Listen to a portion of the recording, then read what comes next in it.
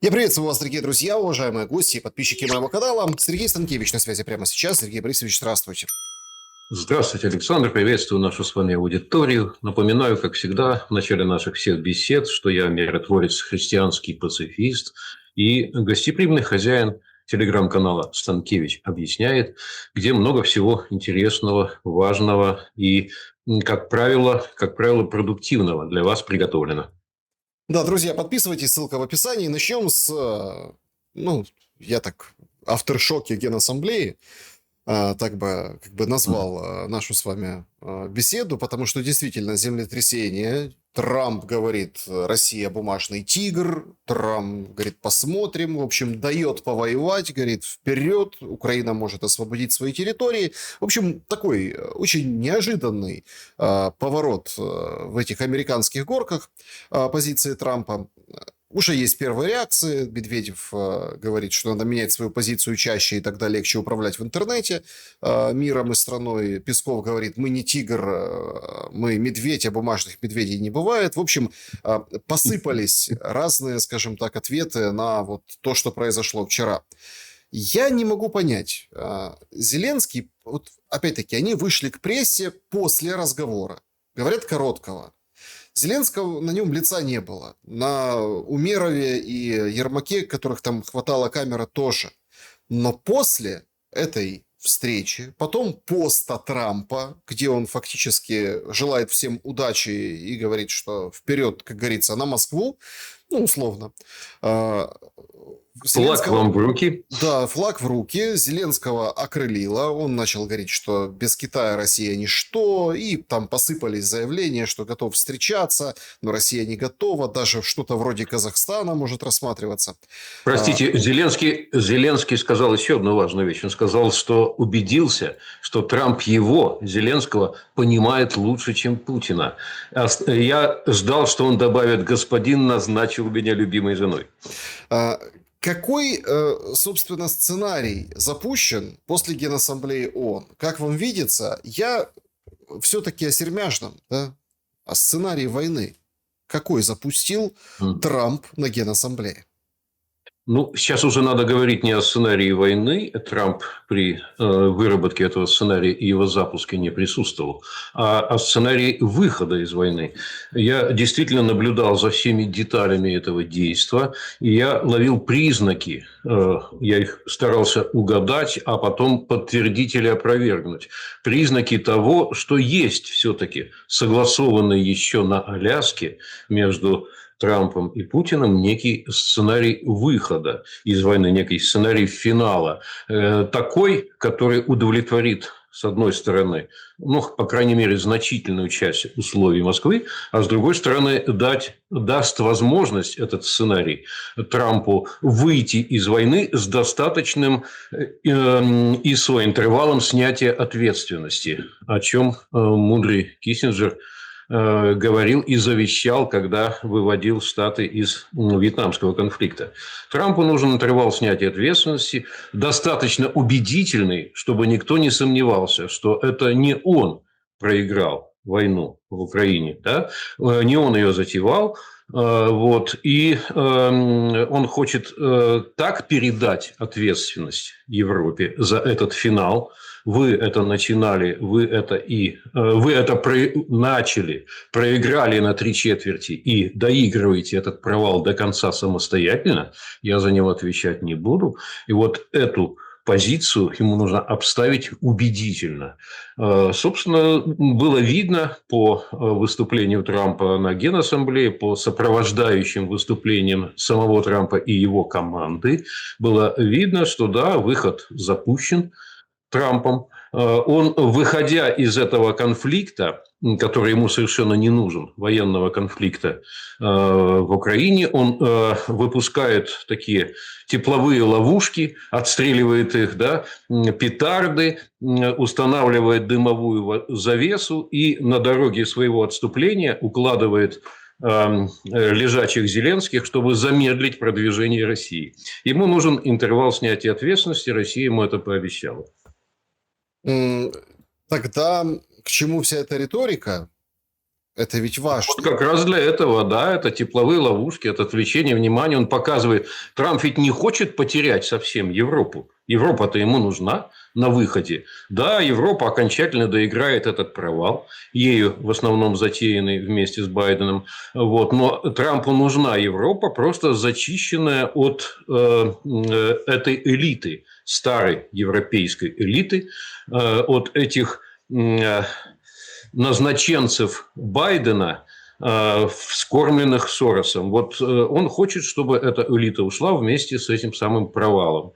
А чтобы Европа стала такой трампизированной, чтобы стала младшим партнером, ну и в некотором хорошем смысле вассалом. Трампу нравятся некоторые такие, знаете, королевские в британском стиле отношения. Да, он хотел бы иметь новую Европу. В итоге у меня такое ощущение укрепляется, сложилось оно давно, но укрепляется, что по итогам этого конфликта две стороны, Соединенные Штаты и Россия, окажутся в некой прибыли. Некий вин-вин будет результат.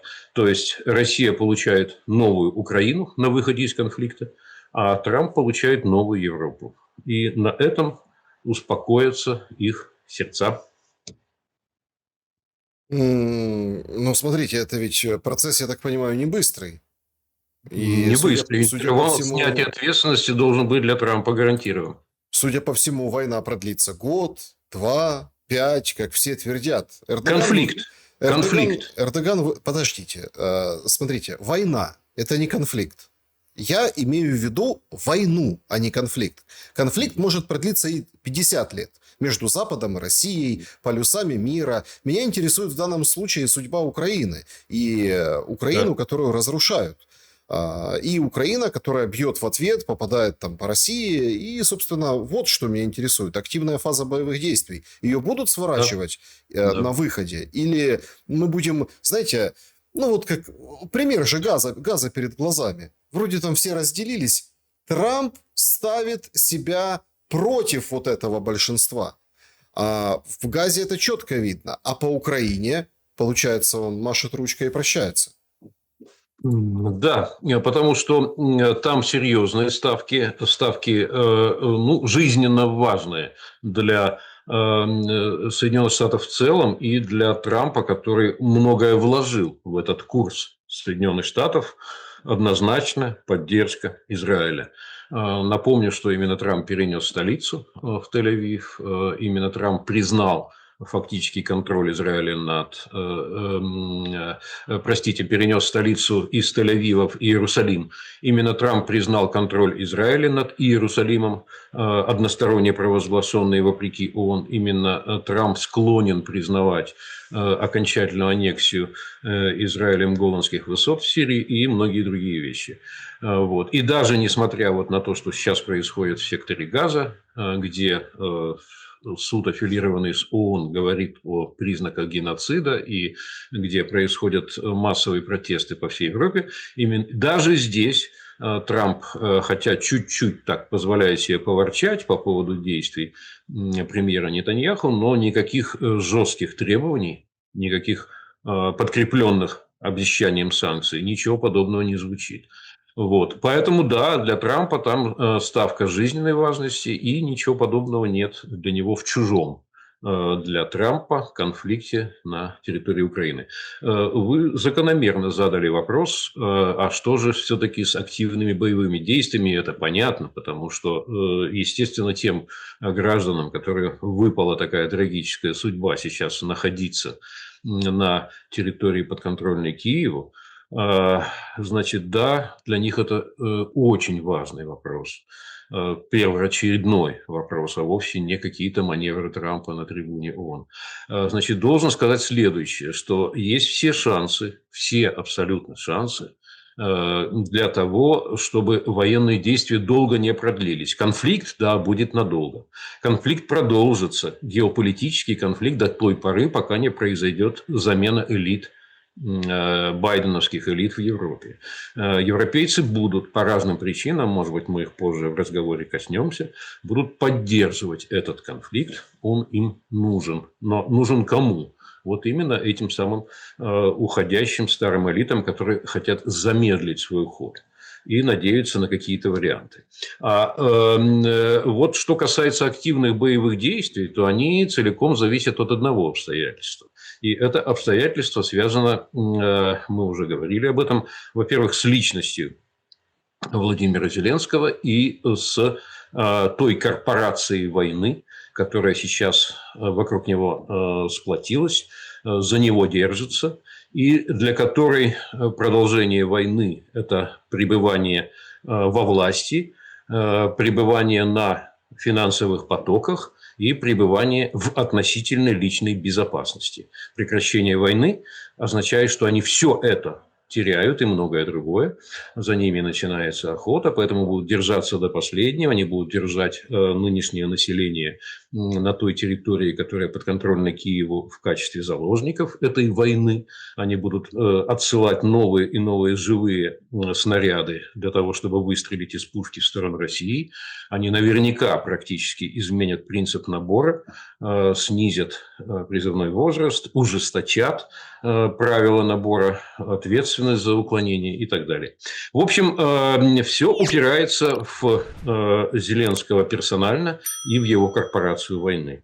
Вот как их отстранить от власти – это отдельный вопрос. Но просто проведите себе, я призываю сейчас и вас, Александр, и нашу аудиторию, проведите простой мысленный эксперимент.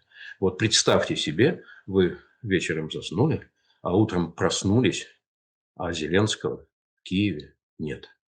Просто представьте себе. И дальше напрягите не просто воображение какое-то разнузданное, а аналитические какие-то качества, которые у многих присутствуют по нынешней жизни. И представьте все последствия. Вот нет его, и все пошло иначе.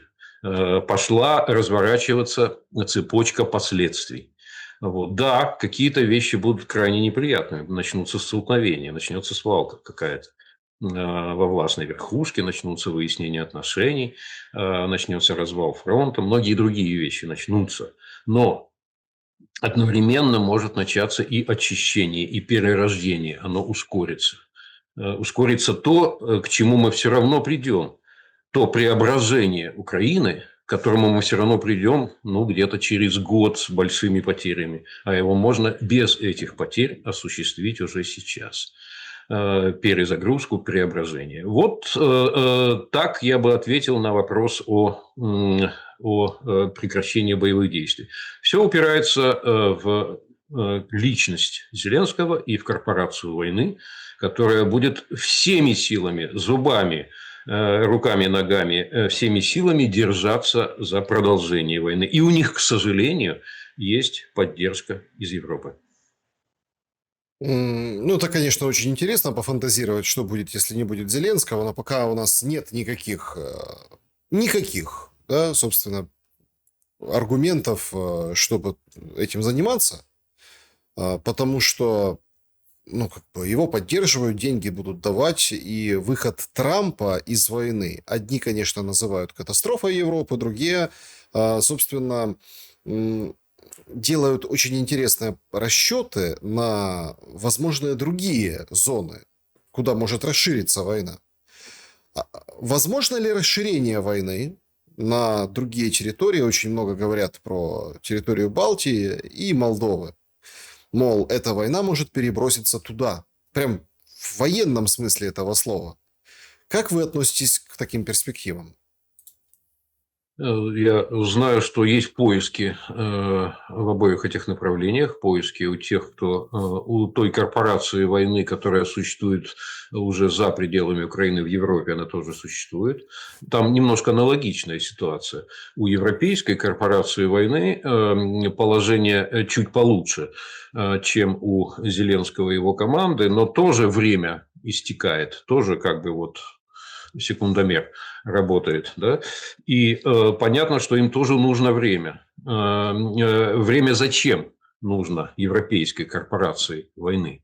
для того, чтобы пока там Зеленский со своей братвой держится, чтобы он продержался еще там год, два, три в режиме конфликта, а мы успеем. Что мы успеем там в Европе? Мы, прикрываясь Украиной и прикрываясь теми жертвами, которые продолжает нести Украина, мы проведем ремилитаризацию. То есть мы убедим свои народы, что вот для защиты от этой страшной угрозы, которая там с востока нависает, все, дорогие друзья, да, забываем о социальном государстве, меняем образ жизни, меняем структуру бюджета. Давайте вот сюда перенаправим деньги на ВПК, на производство оружия, на железо, которое мы будем посылать в Украину, чтобы оно там сгорело. Да, но уже не можем тратить на социальные цели, на поддержание вашего благополучия и привычного вам образа жизни. Забудьте, той Европы уже не будет. Вот. И одновременно мы на этом как-то вот укоренимся политически, поскольку мы боремся со страшной угрозой, мы защитники от этой угрозы, мы получаем некоторую некоторую электоральную поддержку заново, которую мы растеряли. Да? И, кроме того, за это время, нам нужно года, может быть, 3, за это время ослабнет там Трамп, там в Штатах, он ослабнет, он потеряет контроль над Конгрессом сначала, потом и выборы, его люди проиграют следующие. Может быть, опять над Белым домом взойдет ослепительная улыбка Камалы Харрис, белозубая, да, вот, которая засветит нам оттуда солнышком. И, глядишь, не так все плохо будет, не так уж обреченными мы будем, как вот такой вроде бы проигравший политический слой в Европе.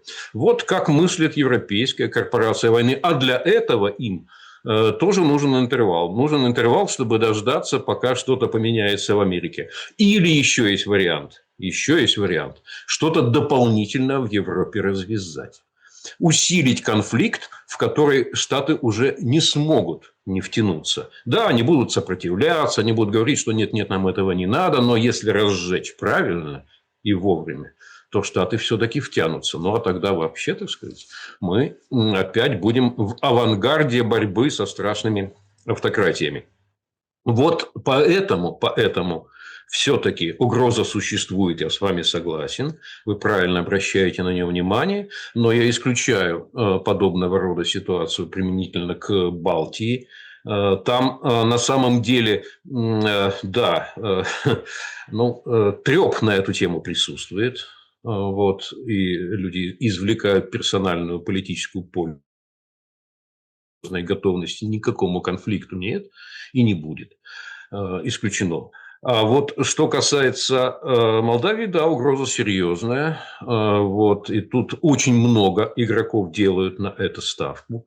Разную и по разным причинам. Тем более, что сама по себе Молдавия действительно создает все необходимые исходные возможности, чтобы ее так использовали. Я имею в виду даже не столько народ, естественно, Молдавии, сколько нынешнее руководство во главе с Майей Санду. Где та чемпионка европейских идей, которая когда-то вот по выборам шла к власти. Да, она так банально хочет этот актив молдавский просто кинуть в топку на выходе и переместиться куда-то на работу уже в европейскую структуру, может быть, сменить Каю Каллас, там ее уже свергают в Европарламенте. Вот, может быть, теперь Майя Санду зайдет на эту должность. Во всяком случае, я уверен, что она уже присматривает себе место, понимая, что здесь этот актив надо спалить эффектно на финише.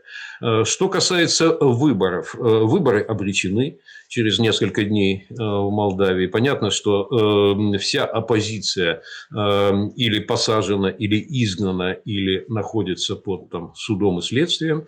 Легитимности в этих выборах заведомо уже не будет. Понятно, что подготовлена некая масштабная фальсификация за счет голосования элиты. Это уже вошло в учебники как молдавская модель, когда на своей территории, на территории, населенной гражданами, испытывающими все прелести твоего правления, ты проигрываешь, но потом из-за рубежа привозишь голоса, сколько нужно, столько и привезешь, и спокойно остаешься в власти. А вся замечательная демократическая коалиция дружно признает эти выборы и тебя поддерживает, и тебя финансирует. Вот нечто подобное присутствует, конечно, в сценарии молдавском, но там есть две заготовки, явно две такие конфликтные. Вот если народ после выборов 28 сентября все-таки как-то будет протестовать против слишком циничной фальсификации, ну, тогда может быть какая-то силовая акция с использованием военных контингентов, заходящих из Румынии. А если нет, то тогда, может быть, отложат до других выборов, потому что там в ноябре будут выборы в непризнанной Приднестровской республике. Вот. Это тоже можно использовать как такой вот какой-то электоральный сепаратистский бунт там на Днестре, и против этого ввести военные контингенты, заготовленные где-то там в Румынии. То есть тут простор для такого провокационного творчества гораздо более значительный. И у меня серьезная тревога по этому поводу. Здесь может быть открыт еще один конфликтный очаг, который послужит вот интересам этой Европейской партии войны. Но в то же время не исключено, что и обойдется. У них слабо с фантазией, у них слабо с организацией, у них нет лидеров, действительно с серьезными какими-то лидерскими качествами, у них вообще нет стратегов. Поэтому думаю, что поговорив, попугав друг друга с трибун, разойдутся и предпочтут как-то выжидать и ловить какие-то моменты маленькой личной удачи.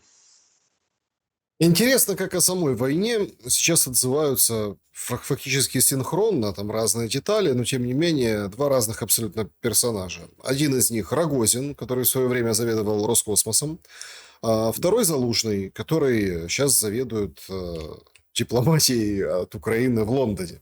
Значит, Рогозин говорит тупик на фронте, потому что стиль ведения войны предполагает, что группы по 4-5 человек в амуниции, в общем, ну, короче, это не та война, поэтому дроны есть и там, есть определенный паритет, имеется в виду, что, ну, скажем, нет такого, что можно взять и прорваться. Рассуждает об этом Рогозин. Залужный тоже говорит тупик на фронте и приводит пример другой Курской операции, которая была слишком высокой, цена этой операции, добавляет, что дроны обеих сторон видят концентрацию силы, и уже почти невозможно внезапный удар для прорыва оборонительных линий. В принципе, то же самое, что там говорит Рогозин. Хуже всего дальнейшее осложнение ситуация из-за развития искусственного интеллекта, который даст, ну, собственно, ударная система вот этот новый уровень преподаст. Ну, то есть, помните, вот в начале войны он писал первую свою статью в «Экономист», кажется, и говорит «новый порох».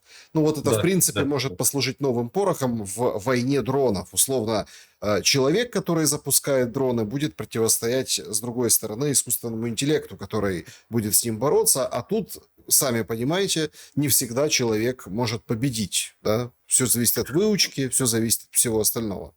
Как вы думаете, вот эти разговоры о тупике, они ведь не признаны к тому, чтобы сворачивать, морозить, останавливать. Они, наоборот, призваны для того, чтобы раскручивать и двигать, ну, в общем, раскручивать маховик этой войны и двигаться дальше к еще больше смертоносным последствиям. Сначала короткая реплика вот по поводу Залужного, там тупик, новый порох. Почему он тогда об этом говорил? Сейчас это, в общем, стало понятнее, чем тогда. Как раз тогда на стороне Украины включилась такая корпорация, как Palantir Technologies. которая как раз вот была таким новым порохом, привлекала достижения в области искусственного интеллекта и такого комплексного стратегического управления конфликтом, включая и политическую, и военную составляющую. Вот. Но, как оказалось, смотря где и смотря для кого это может помогать, но не в этом случае. Не буду сейчас отвлекаться больше. Поэтому вот просто за счет технологии выскочить из конфликта и как-то развернуть его течение точно не получится, скажем так. А теперь вот вторая любопытная такая сторона по поводу вот этого нового бога войны, которому сейчас дружно молятся. Причем молятся и многие в Украине, и в Европе. Вот это медлительность процесса. Да, мы отступаем, мы теряем территории, мы терпим поражение тут, там, здесь, но мы делаем это медленно. А раз медленно, то у нас есть некий шанс, да? Вот, дополнительный. В самой этой медленности. Вот в чем секрет на самом деле этой медленности? Вот здесь мы вернемся к слову «война» – это все-таки или операция. Вот медленность говорит в пользу термина «операция». Ведь когда вы делаете, вот у вас есть в тяжелом состоянии некое тело, да, вы можете его просто прикончить и похоронить. Да? Это тогда один стиль действий. Взял топор и нанес удар. А если вам интересно все-таки, проведя сложную операцию, можно, и, может быть, даже что-то ампутировав, но все-таки довести организм до излечения, то это действительно медленная и внимательная операция с последующим лечением. И здесь должны быть щадящие методы. И здесь не может быть каких-то радикальных шагов, которые ускорили бы процесс, да, и довели бы его до летального финала. Я просто вот намечу логику, не буду сейчас ее продолжать, но это объясняет медленность отчасти. Но причем эта медленность нужна, во-первых, для того, чтобы все-таки получить на выходе не труп на руинах, лежащий поверх дымящихся руин, а живую и готовую к новой жизни Украину. Эта медленность вот так объясняется. А во-вторых, она объясняется еще и тем, что сама по себе Россия, она ведь, посмотрите, в каком состоянии участвует в этом конфликте. Бюджет, в принципе, по параметрам, по таким параметрам, как размер дефицита, размер государственного долга, размер военных расходов. Вот по всем этим параметрам бюджет вполне подходит и для мирного времени. Он не фатален. Он не смещен слишком далеко в военную сторону. Подождите, а почему тогда и вчера тоже возникала эта тема? И Трамп говорил, какая ужасная экономика, и Зеленский говорил, что все разваливается. Вообще сложилось такое впечатление, но тут тоже очень важно отметить, что это ведь только как бы первый тайм. Второй тайм сегодня вечером, потому что Лавров едет участвовать и встречаться с Рубио. Да. А это ключевой момент вообще всего того, что происходит. По какой причине? Потому что мы видели, я не устану это повторять, извините, дорогие подписчики, что Трамп играл роль. Трамп сыграл. Он сыграл на Генассамблее с этой своей речью. Обвинение Китая и Индии в том, что они спонсируют войну в Украине, потому что закупают энергию, это игра. То есть это вот правда игра. Это вот исключительно для того, чтобы красиво там районы, кварталы, жилые массивы, я ухожу красиво, как пела там одна рок-группа в свое время. То есть это все, он даже вел себя, у него мимика, манера была такая. Этот эскалатор, который остановился, там просто случайно кто-то перепугался, нажали кнопку «стоп», а может и специально нажали эту кнопку «стоп». Это вот как антураж. Вот это вот все, Трамп против ООН, против вот этих всех людей, вот этих старых элит, вот этого всего, только разворовывают все. Ну, то есть вы понимаете. И вот тут же, вот очень важно вот здесь отметить, что... Ну вот как Трамп будет вести себя дальше? сыграв вот эту партию, вот эту пьесу, потому что Рубио четко нам сказал, что будет говорить Трамп. Трамп не подвел, он все тоже и сказал. Но тот же Рубио говорит, сбивать, американцы не будут сбивать российские самолеты на территории НАТО, потому что будем изучать, это летят самолеты, чтобы угрожать, или просто пролетают, или что-то случилось, или в зависимости от ситуации. Рубио сделал еще массу заявлений, что, конечно, Трамп оставляет за собой право ввести эти санкции, там какие-то зловещие и так далее, но Америка будет, собственно, идти по пути, ну, завершения войны в Украине. Понимаете, тут очень интересно, вот сейчас будет вот эта встреча Лаврова и Рубио. Что вы думаете вот по поводу этого второго тайма? Вот два слова сначала по поводу завершающих, по поводу игры со стороны России.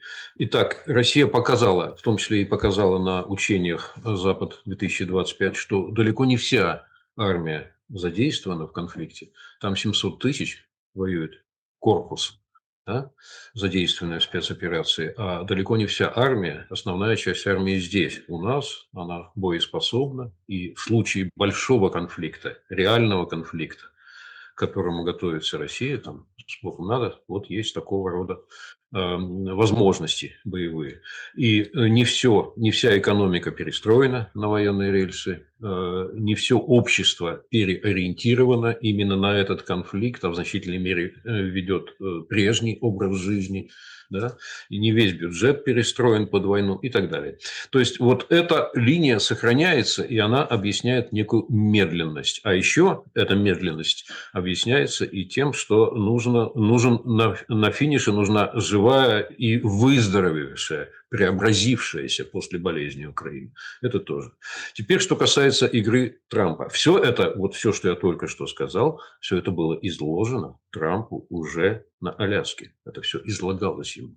И он понимал эту логику. И там же он изложил свою, и она тоже была встречена с пониманием. Ну, мы знаем первую часть, что это была война Трампа изначально, что он бы этого не допустил, что сейчас война уже проиграна на 3/4, что он не хочет быть автором провального финала, соавтором, вот, и так далее. Ему нужен разумный план выхода.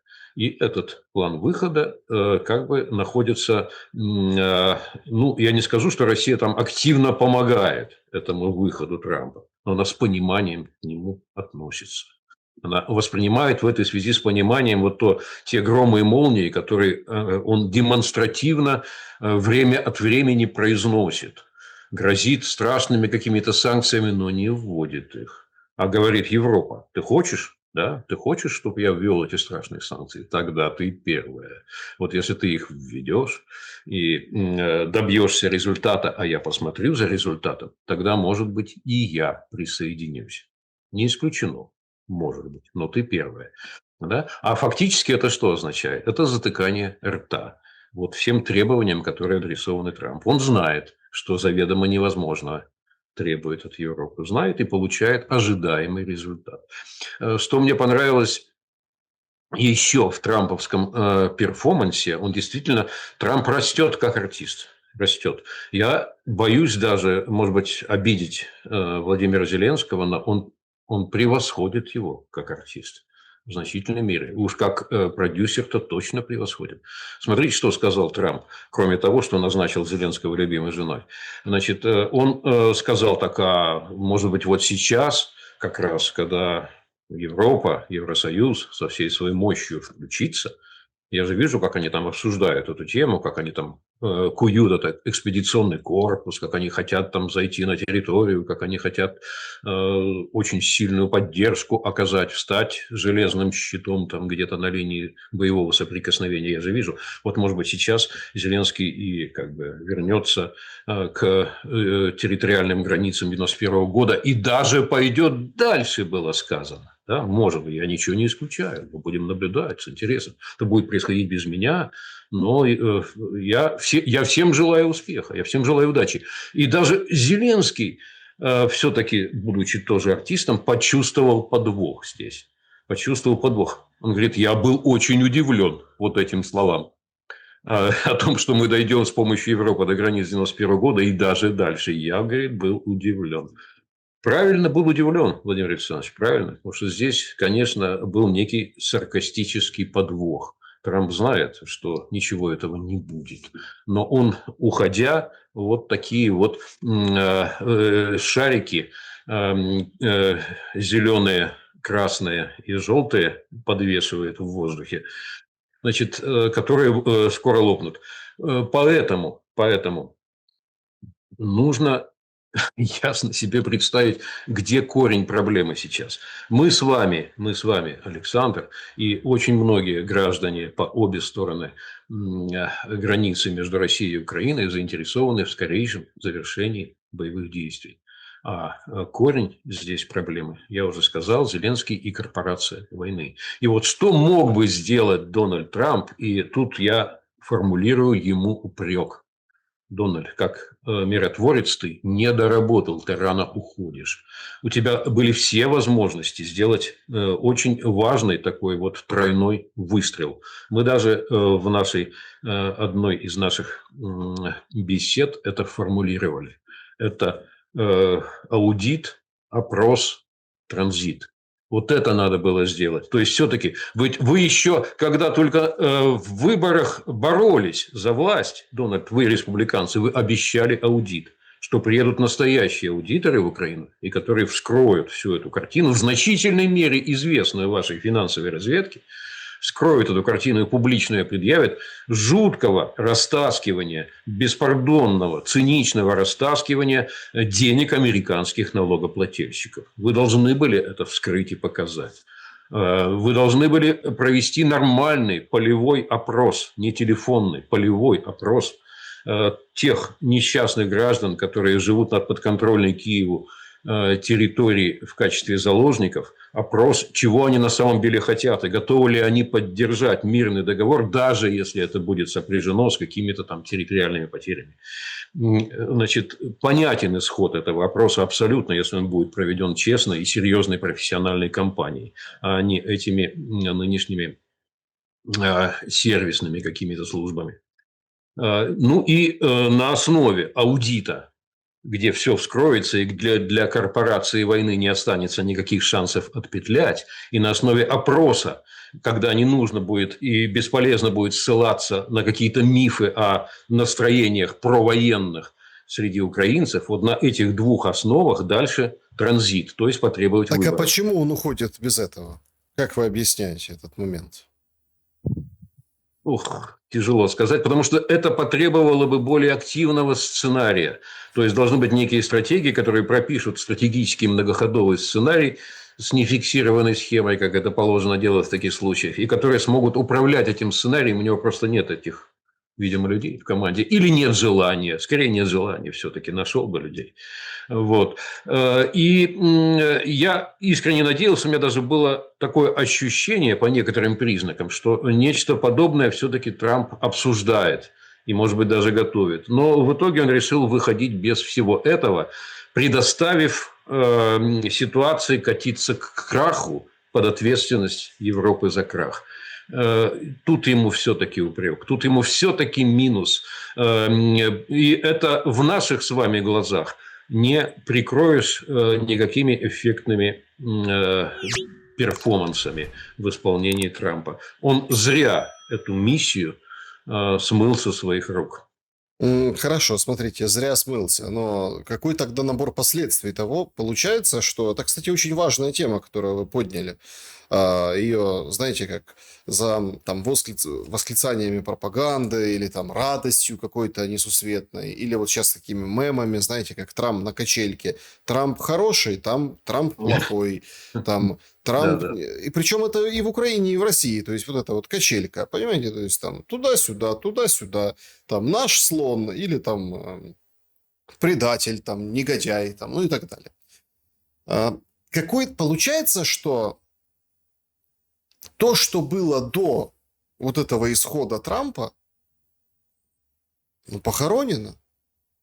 Получается в определенной степени чистый лист. получается, и это, смотрите, это не хорошо и не плохо. С одной стороны, это хорошо, понятное дело, для бюрократии, для Банковой, для Зеленского и команды, что, ну, все уже, получается, никто ничего не спросит. С одной стороны.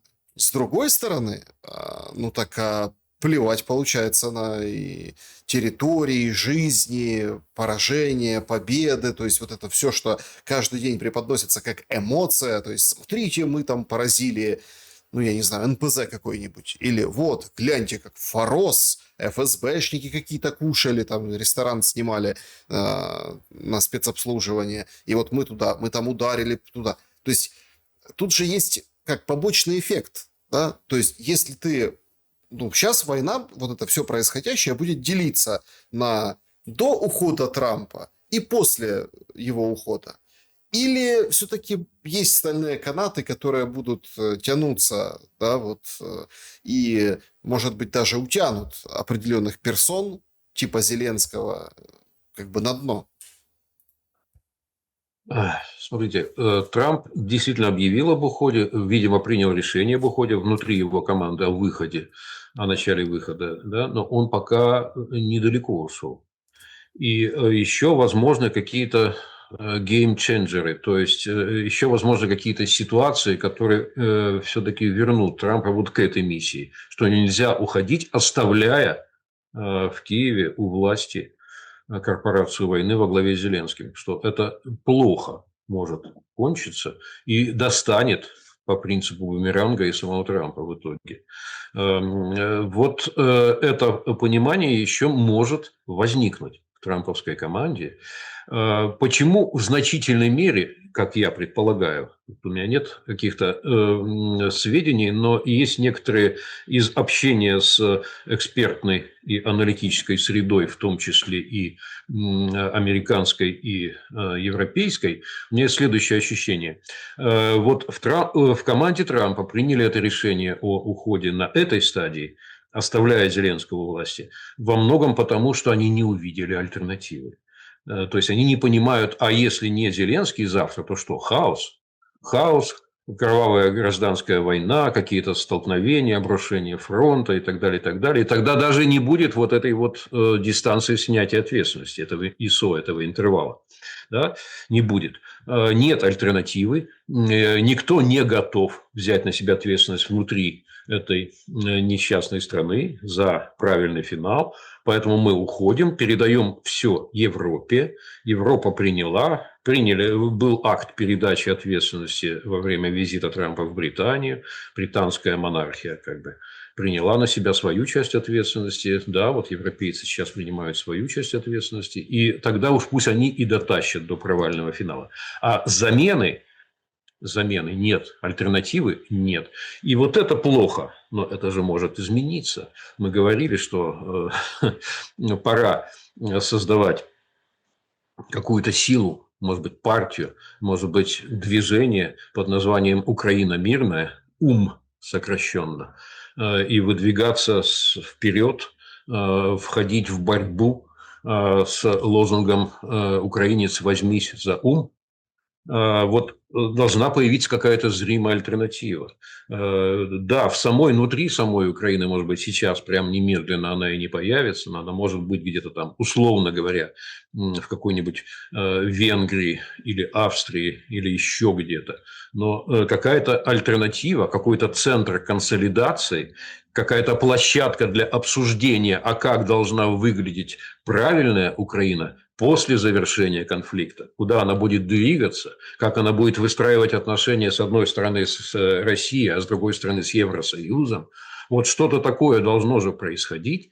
Надо же показать эту альтернативу. А если этой альтернативы не будет, то все, повздыхав, поужасавшись от того, что творит вот эта корпорация войны, насквозь коррумпированная и безнадежная, поужасавшись, все-таки будут говорить, ну а что делать? А где иное? Откуда мы его вдруг возьмем? Ну вот пусть уже теперь они и доводят все до финала, а мы подождем и попытаемся на фоне того, что вот они еще какое-то время продержатся, какие-то свои вопросы порешать. Вот и пока не будет альтернативы, я боюсь, что вот эта ситуация безнадежного, к сожалению, и затянутого излишне финала, она будет сохраняться. Мгм. Давайте оцените, пожалуйста, очень интересно ваше мнение. Вообще, а что из себя будет представлять война под оперативным управлением и финансированием Европы? Ну, или там НАТО, но, как мы поняли, без США. Ну, или с США как... Это Евро-НАТО. Я называю это Евро-НАТО. Ну, вот как? Европейская часть Что это будет? натовского альянса. Что это будет за война? Понимаете, насколько она изменится? Я почему так ставлю вопрос? Вот приходит новость. Давайте такая, не военная, она околовоенная. Да, вот. Евросоюз дает 200 миллионов евро на то, чтобы были обеды для школьников. Ну, вроде как хорошая новость, гуманитарная. Класс.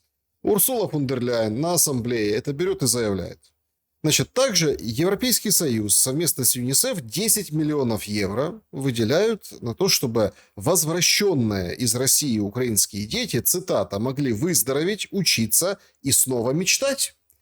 По данным ЕС, на данный момент таких детей 1,5 миллиона на захваченных Россией территориях и растут в тени принудительной русификации.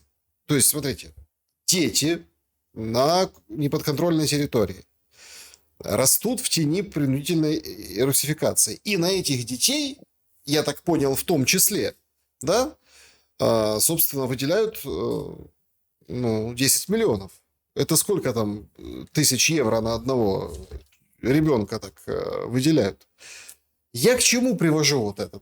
Ну, казалось бы, да? Нет, вполне вероятно, там все, программа. Я не говорю, что там что будет разворовано, но мотивация, простите, да, ну, такая своеобразная. То есть... мотивация из классического источника. Мы же помним, как был литературный персонаж, который собирал на детей и говорил, что только дети нас волнуют. Дети, беспризорные дети. Давайте, кто сколько может, по максимуму. Мне кажется, и только на детей. Я операция... по поводу сборов. Да? Угу. Мне кажется, что Европа будет очень рада раскошелиться на провал, чтобы лучше проваливался. Вот эти все сборы, которые, естественно, не меняют картины и не решают ни одной проблемы, они ведь на что направлены? Вот этой корпорации войны, к которой, несомненно, относится и Урсула фон дер Ляйен, она такой ее бухгалтер, воинствующий бухгалтер, она ведь сталкивается с проблемой, что нужно выходить в парламенты и, да, объяснять своим избирателям, своим гражданам то, что именно они делают и зачем. Зачем они изымают деньги из бюджетов им предназначенных, им избирателям, и почему они направляют их совсем в другом направлении. Почему они туда перебрасывают бесконечную топку. И вот они говорят, что, вы знаете, а там дети страдают. Вот эта попытка таким эмоциональным лозунгом, эмоциональным молотом по головам ударить, чтобы они замолчали, эти возражающие рты, чтобы они закрылись. Вот, собственно, и все. Поэтому тема детей возникает. Значит, по поводу детей есть нормальный канал общения, и все списки детей проблемных передавайте. По всем случаям, когда действительно родители или родственники, или уполномоченные лица обращаются, все подобные случаи, насколько мне известно, все рассматриваются и позитивно решаются. Конечно, никаких оптовых операций с детьми никто проводить не будет, там, десятками тысяч. Вот отсюда забрали, туда перекинули. Непонятно в какие руки. А вот все семейные проблемы таким образом должны решаться и будут решаться, но они не требуют всех этих операций по сбору средств. В основном сейчас, да, действительно будет нарастать вот эта проблема. Придется ограбить собственных сограждан, собственных избирателей, раздеть, разуть, лишить многих привычных для них социальных благ, загнать в ловушку совершенно другого образа жизни. не того, к которому Европа привыкла. И все это надо как-то объяснять и при этом уцелеть электорально. Вот эту непростую задачу, да, вот Европейская партия войны будет и дальше решать таким образом, устраивая какие-то эмоциональные перформансы. Большого успеха не добьется, долго это не продлится, но какие-то тактические выигрыши здесь еще возможны. Ну и финальный вопрос нашей сегодняшней встречи. Значит, ситуация своеобразная, понятно, да? Ну, тут она такая на грани вот этой эмоциональности, о которой вы говорите. Значит, с вчерашнего дня в Киеве, центр города, Крещатик, перекрывают в 9 часов под минуту молчания.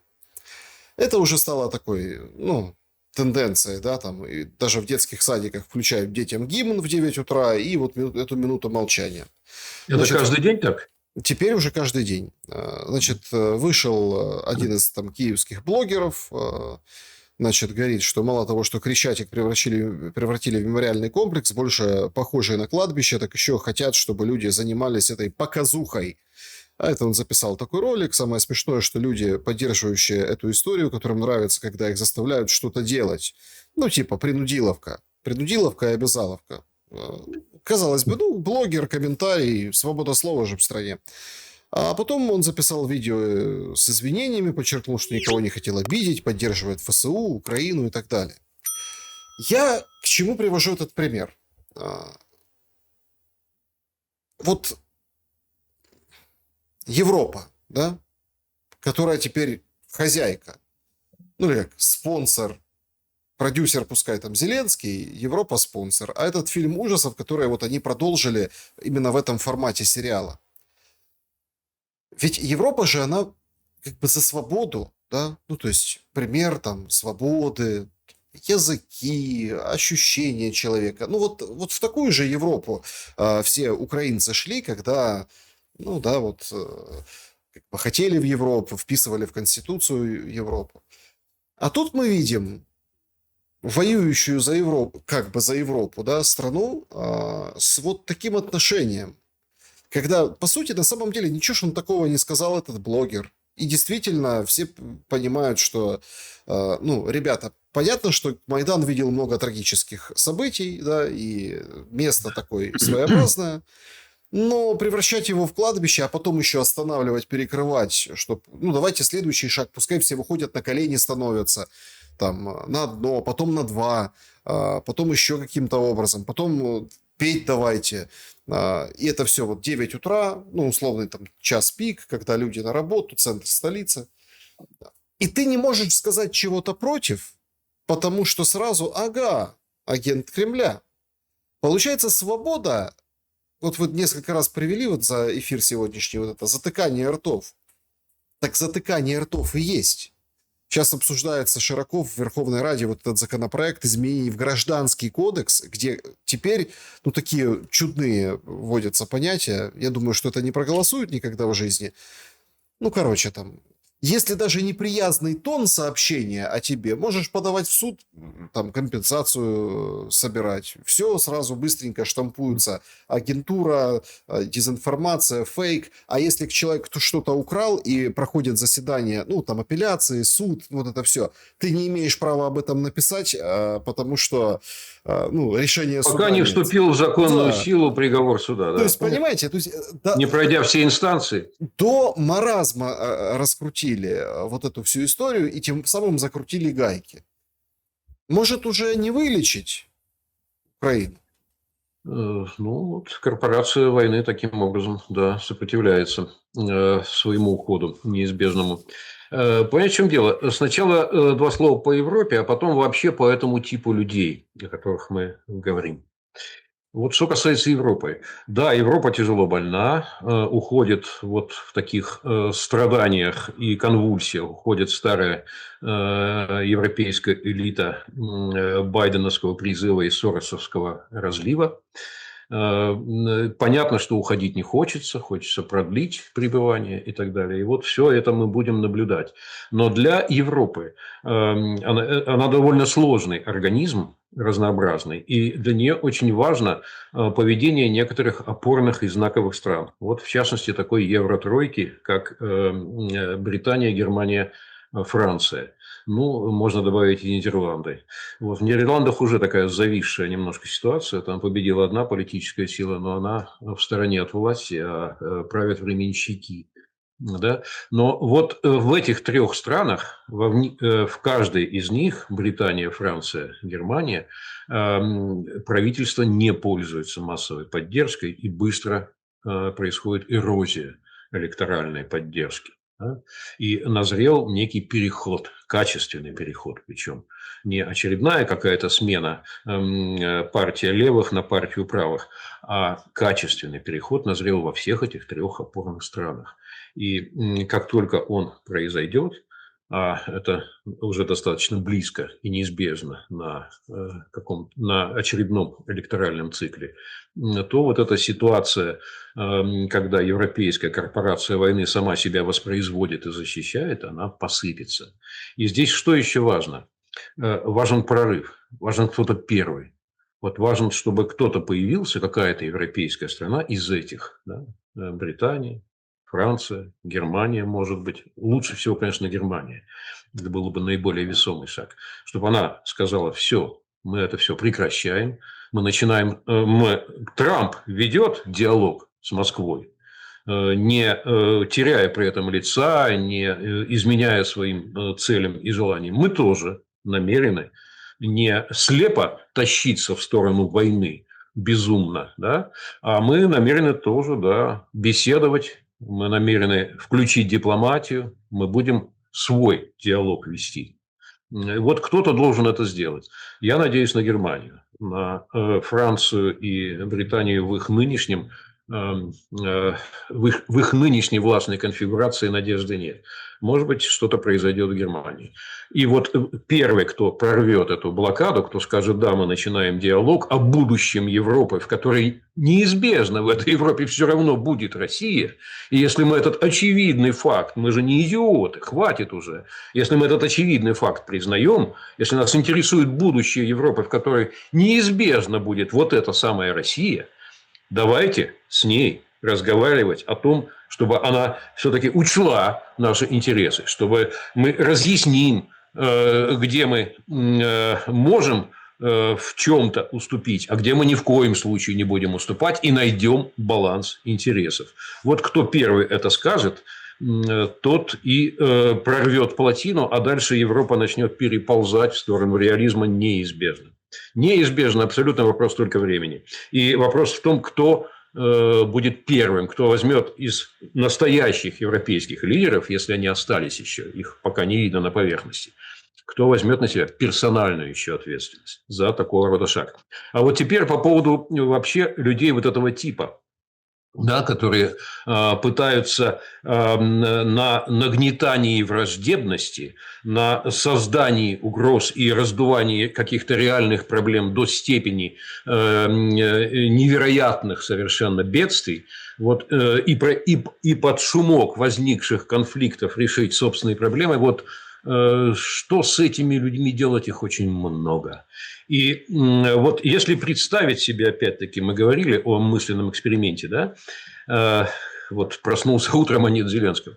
Вот еще один мысленный эксперимент я призываю и вас, и нашу аудиторию провести. Вот представьте себе, что вы поднялись над горизонтом событий. Вы, значит, вот где-то на уровне вселенского разума оказались, и вы видите всю стрелу времени.